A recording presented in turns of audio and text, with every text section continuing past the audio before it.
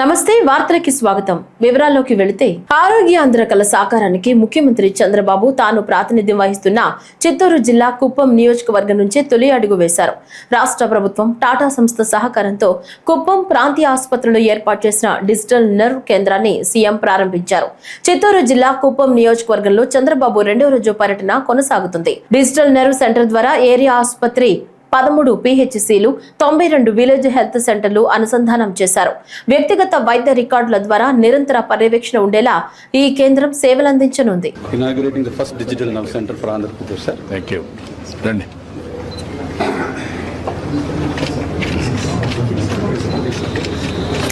Thank you.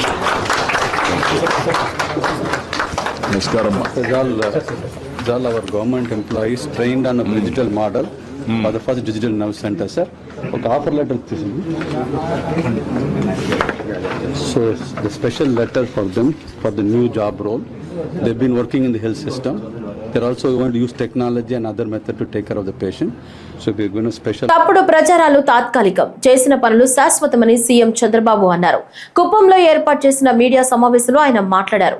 తప్పుడు ప్రచారాలతో ఎప్పుడూ రాజకీయాలు చేయలేదని, కారు కింద పడిన వ్యక్తిని కుక్క పిల్ల మాదిరిగా పక్కన పడేసి వెళతారా, కంప చెట్లలో పడేసి వెళ్లారంటే మానవత్వం ఉందా అని ప్రశ్నిస్తున్నారు.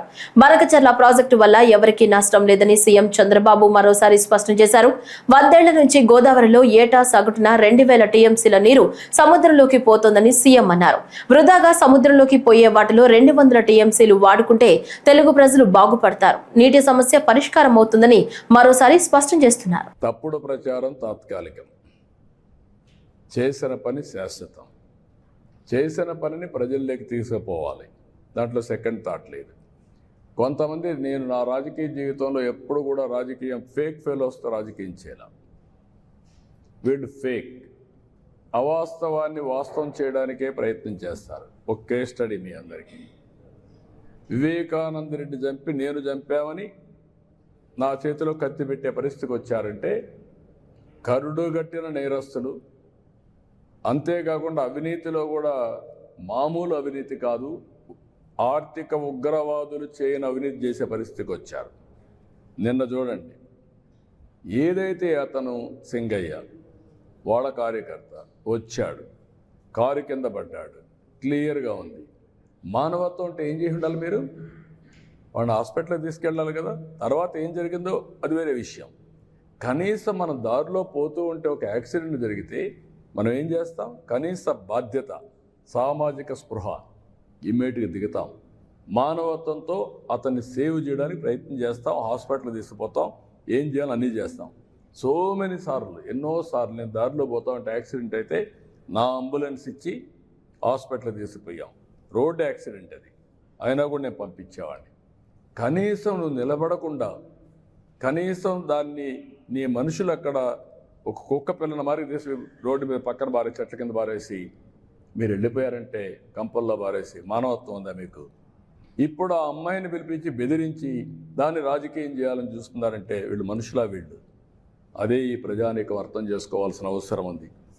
ఇలాంటి వాళ్ళని నీతిమాలిన వ్యక్తులు, లేకపోతే ఒక నేర చరిత్ర కలిగిన వాళ్ళు రాజకీయాల్లోకి వచ్చి రాజకీయ ముసుగేసుకొని, ఇప్పుడు నేను అడుగుతున్నా, వీళ్ళు చేసే నేరాలు మామూలు రౌడీలు అయితే వదిలిపెడతామండి? 2 నిమిషాల్లో కుక్కను కొట్టి లోపల వేసేవాడు. అన్ని అరాచకాలు చేయడం మంచిది కాదు. ఆ అరాచకాలు చేసి రాష్ట్రానికే ఒక పెను సవాలుగా తయారయ్యారు, రాజకీయాలకే ఒక చీడ పురుగుల మారిగా తయారయ్యే పరిస్థితి వచ్చారు. ఎవరు ఏమైనా ఎన్ని చేసినా చట్టం ఉంటుంది, చట్టం దాని పని అది చేస్తుంది. కూటమి ప్రభుత్వ ఏడాది పాలనను పురస్కరించుకుని మంగళగిరి నియోజకవర్గం తాడేపల్లిలోని మహానాడు కాలనీలో నిర్వహించిన సుపరిపాలనలో తొలి అడుగు కార్యక్రమంలో లోకేష్ పాల్గొన్నారు. ఇంటింటికి తిరిగి కరపత్రాల ద్వారా కూటమి ప్రభుత్వం ఏడాది కాలంలో చేపట్టిన అభివృద్ధి సంక్షేమ కార్యక్రమాలను ప్రజలకు వివరించారు. ప్రభుత్వ పథకాలు అందుతున్న తీరుపై ఆరా తీశారు.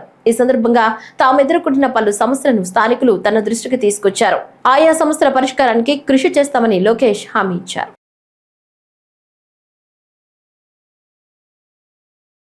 గన్నవరం మాజీ ఎమ్మెల్యే వల్లభనేని వంశీ మోహన్ గురువారం వైఎస్ఆర్సీపీ అధినేత మాజీ ముఖ్యమంత్రి వైఎస్ జగన్మోహన్ రెడ్డిని కలిశారు.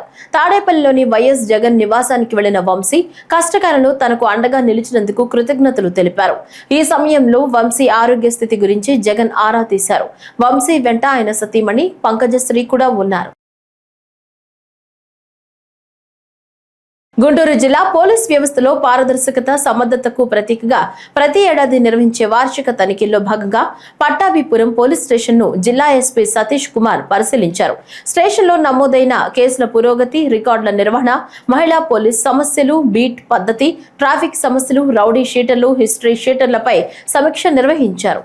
ఈ సందర్భంగా జర్నలిస్టులతో మాట్లాడిన ఎస్పీ సతీష్ కుమార్ ఇటీవల మాజీ ముఖ్యమంత్రి పర్యటన సందర్భంగా మృతి చెందిన చీలి సింగయ్య ఘటనపై వివరణ ఇచ్చారు. సింగయ్య భార్య లూర్దా మేరీ మీడియాతో మాట్లాడిన వీడియోను పరిశీలించినట్లు తెలిపారు.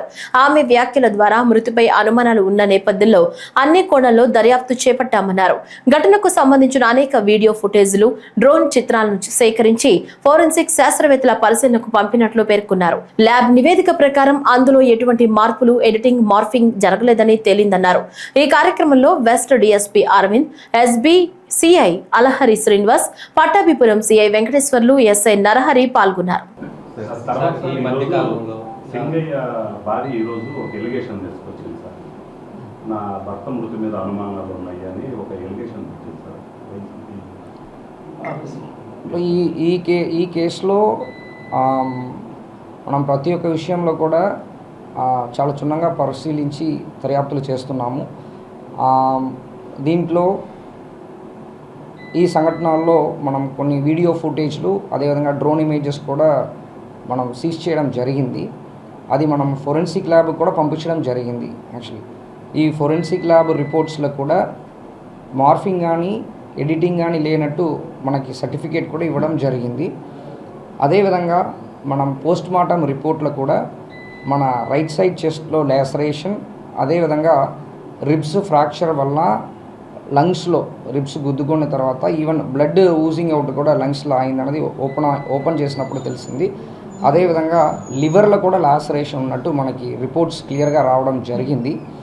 అది కాకుండా ఈ పర్టికులర్ కేసుల్లో కంప్లైనెంట్కి కానీ అందరికీ కానీ అష్యూరెన్స్ మన పోలీస్ తరపు నుంచి ఏమి ఇస్తున్నామంటే ప్రతి ఒక్క ఎవిడెన్సెస్ని కూడా ఫిజికల్ ఎవిడెన్స్గా ఉండొచ్చు, విట్నెసెస్గా ఉండొచ్చు, టెక్నికల్ ఎవిడెన్సెస్గా ఉండొచ్చు, చాలా క్షుణ్ణంగా పరిశీలించి బెస్ట్ ఇన్వెస్టిగేషన్ చేస్తూ మనం కోర్టులో, ఆనరబుల్ కోర్టులో ఛార్జ్షీట్ వేయడం అనేది జరుగుతుంది.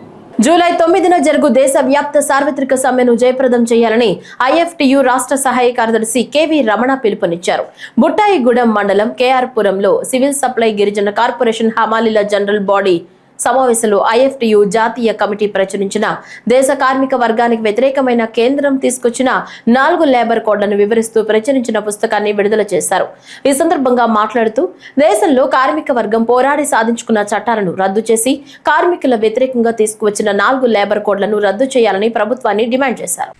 ఈరోజు కేఆర్పురం గిరిజన కార్పొరేషన్ హమాలి దిగుమత ముఠ సమావేశం జరిగింది.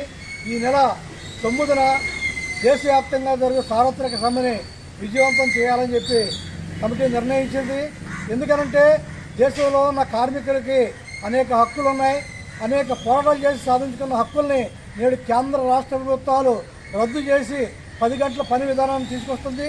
ఈ దుర్మార్గమైన చర్యలను వ్యతిరేకిస్తూ సమ్మె చేయాలని, అదేవిధంగా అనేక సంవత్సరాలుగా పోరాడి సాధించుకున్న కార్మిక చట్టాలను రద్దు చేసి 4 లేబర్ కోడ్లు తెచ్చారు.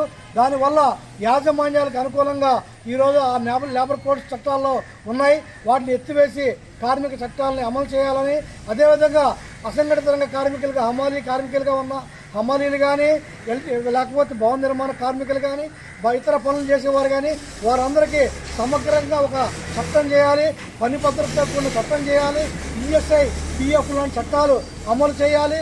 వాళ్ళకి పని భద్రత, రిటైర్మెంట్ బెనిఫిట్స్ కల్పించాలని చెప్పి మేము డిమాండ్ చేస్తున్నాం. అదేవిధంగా స్కీమ్ వర్కర్స్ అయినటువంటి అంగన్వాడీ కానీ, ఆశా కానీ, తదితర కాంట్రాక్ట్ వర్కర్స్ అందరినీ రెగ్యులర్ చేయాలి. కనీస వేతనం 26,000 రూపాయలు చేయాలని చెప్పి మేము డిమాండ్ చేస్తున్నాం.